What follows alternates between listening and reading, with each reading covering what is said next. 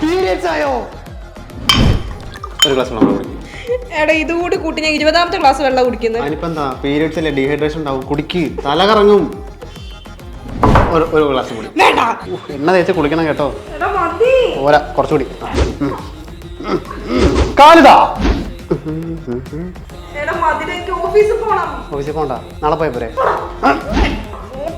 ഞാൻ എടുക്കാം, ഞാൻ കൊണ്ടാക്കാം. ചാണ്ടി, ഇത് നിന്നെ കാണാനല്ല വന്നിരിക്കുന്നത്. അയ്യോ, ക്ഷീണിച്ചു പോയല്ലോ.